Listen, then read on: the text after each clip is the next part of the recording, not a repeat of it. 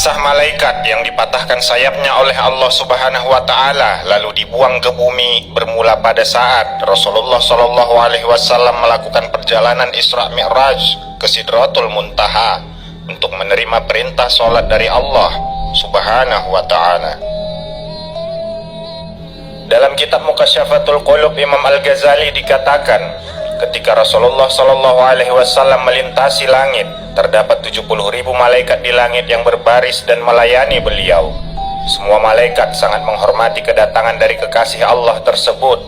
Namun lain halnya dengan satu malaikat, ia tidak berdiri untuk menghormati kedatangan Rasulullah Shallallahu Alaihi Wasallam.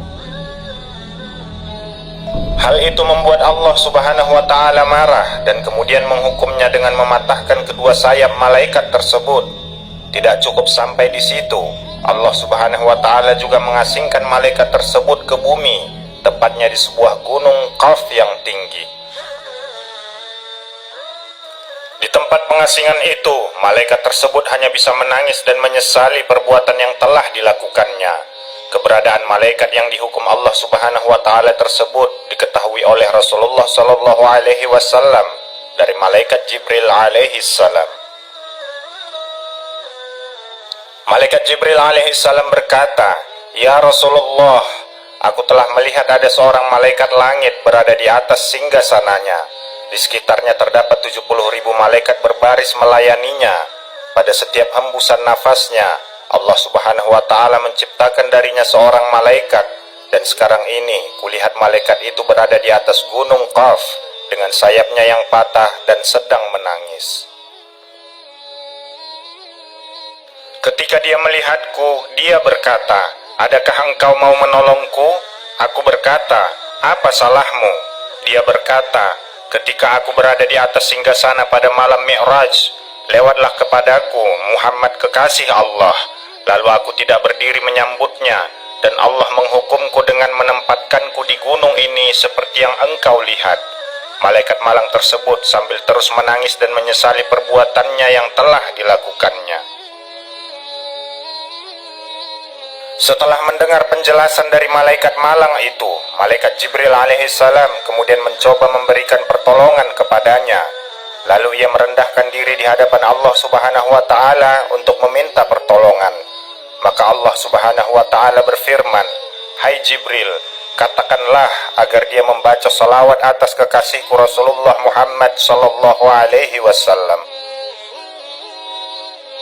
Mendengar perintah Allah Subhanahu wa Ta'ala, lantas malaikat Jibril alaihissalam segera menyampaikannya kepada malaikat yang mendapat hukuman itu.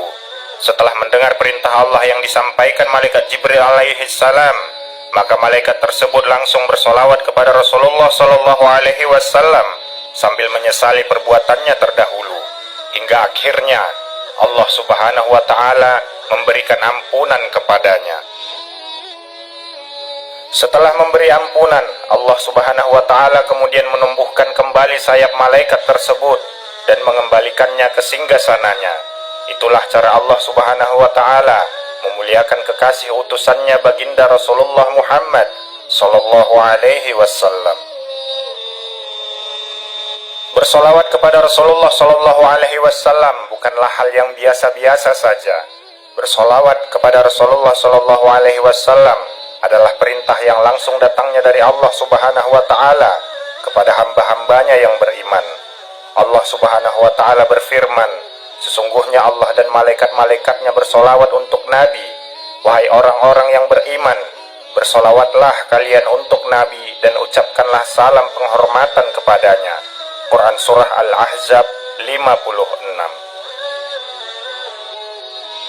Rasulullah Sallallahu Alaihi Wasallam bersabda, "Barang siapa di antara umatku yang bersolawat kepadaku sekali, maka Allah menuliskan baginya 10 kebaikan, menghapusnya dari 10 keburukan, meninggikannya sebanyak 10 derajat, dan mengembalikannya kepada 10 derajat pula." Hadis riwayat Ahmad.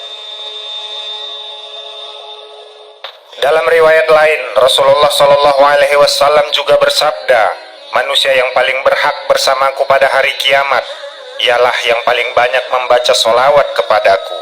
Hadis riwayat Tirmizi. Dalam kitab Tanqih Al-Qaul, Syekh Nawawi Banten menceritakan bahwa dulunya ada seorang tokoh sufi yang bertetangga dengan orang yang suka mabuk-mabukan yang sudah berlebihan, sampai dirinya lupa dengan dunia, lupa hari, dan lupa dengan dirinya sendiri. Tokoh sufi tersebut sudah berulang kali memperingati dan menasehati si pemabuk berat itu agar dia bertobat kepada Allah Subhanahu wa Ta'ala. Tapi si pemabuk itu sama sekali tidak menghiraukan nasihat dari tokoh sufi tersebut dan masih tetap saja bertahan dengan minuman khamarnya. Hingga tak lama kemudian si pemabuk itu pun meninggal.